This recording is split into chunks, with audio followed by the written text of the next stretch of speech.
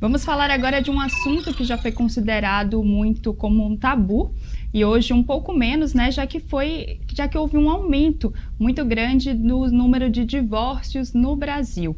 Em 2022 foi registrado aí mais de 400 mil divórcios, um número que quase dobrou a última pesquisa, segundo o IBGE, que foi de 2010, quando o número estava ali em 239 mil divórcios aqui no país. A gente vai conversar com a Silvia Drummond, que é especialista em direito de família, para falar sobre esse assunto e entender um pouquinho melhor o que leva, né, a esse aumento.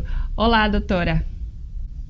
Olá, como vocês bem colocaram, o tema já foi considerado um tabu, mas eu penso que nós temos que atrelar alguns fatores.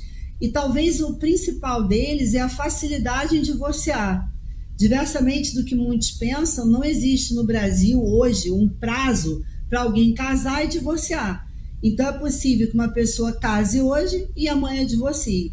E atrelada à facilidade de acesso a cartório, considerando que é possível a realização de um divórcio extrajudicial nos cartórios, eu acho que isso contribuiu bastante também nos últimos tempos para o aumento dos casos de divórcio. Certo. Talvez a maior liberdade também da parte da mulher pode ter contribuído aí para esse número ter aumentado? Olha, eu penso que tem assim a facilidade, como eu coloquei, né? Hoje o acesso ao poder judiciário ele é facilitado, a informação ela é muito ampla e aí, como eu disse, a regulamentação do divórcio em cartório, uma maior atuação da mulher no mercado de trabalho, que muitas vezes se vê independente financeiramente e aí associado a essa facilidade isso gera um aumento. E óbvio que nós não podemos esquecer também o período pós-pandemia, em que as pessoas tiveram ali, que muitas vezes passavam distantes na rua, no trabalho, conviver. E isso certamente também contribuiu para o aumento no número dos casos de divórcio. Explica um pouquinho para a gente essas diferenças entre os tipos de divórcios. Tem várias palavrinhas, né? Litigioso, consensual, extrajudicial, como a senhora colocou. Explica o que significa cada um desses tipos e quais são as etapas aí para o casal, né, fazer esse processo. Eu acho sempre interessante a gente dar essa explicação com uma brincadeira, né, para tornar o direito mais leve. Eu digo que não existe aquela frase, eu não vou te dar o divórcio. Não há essa possibilidade. O divórcio é um direito potestativo, ou seja, basta que um tenha a intenção efetivamente de divorciar, e pode ser que esse divórcio ele se dê de uma forma extrajudicial. O que é isso? Com acesso a um cartório, ou esse divórcio seja na modalidade judicial, que são os divórcios litigiosos através realmente da justiça, quando não há concordância do outro cônjuge. E quais são os direitos das partes envolvidas no divórcio?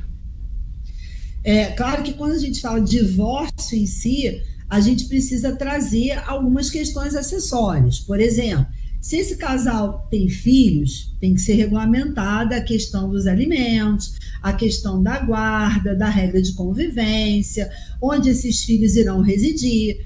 Se tem animais de estimação, isso é uma outra questão atualmente que muitas vezes exige também uma regulamentação judicial. Pode ser que esse casal tenha adquirido bens e, de acordo com o regime de casamento, esses bens precisam ser partilhados. Então, o divórcio em si, é importante que se diga, ele traz, dependendo do caso, uma série de questões acessórias que dependem de uma regulamentação. Uhum. E esse processo aí, que hoje já é bastante simplificado, né? Já foi muito simplificado. Quanto tempo leva, em média, qual o tempo mínimo, né? Na verdade, a gente sabe que pode depender de cada caso, mas qual seria o tempo mínimo para conseguir essa separação? Para que fique bem claro para quem está nos ouvindo, no caso do divórcio extrajudicial, que é aquele feito em cartório, né? Basta se dirigir a um cartório acompanhado de um advogado, é um processo muito simplificado, rapidamente esse casal estará divorciado, mas obviamente a necessidade de existir o consenso, o acordo de ambos os cônjuges. Agora, quando isso não ocorre de uma maneira consensual, e gente, quanto ao divórcio, não há o que se discutir. Como eu disse aqui no início, basta que um diga, quero divorciar. Mas muitas vezes não há essa compreensão, isso acaba virando um divórcio litigioso, ou seja, na justiça, uma ação judicial. Ainda que nos tempos atuais não se designe mais aquela audiência para saber se há de fato o interesse no divórcio, não tenho dúvida que isso acaba sendo um procedimento um pouco mais demorado e, como você bem disse, com uma impossibilidade de nós determinarmos o tempo, mas um procedimento mais demorado. Certo. E em todos esses casos é preciso um advogado?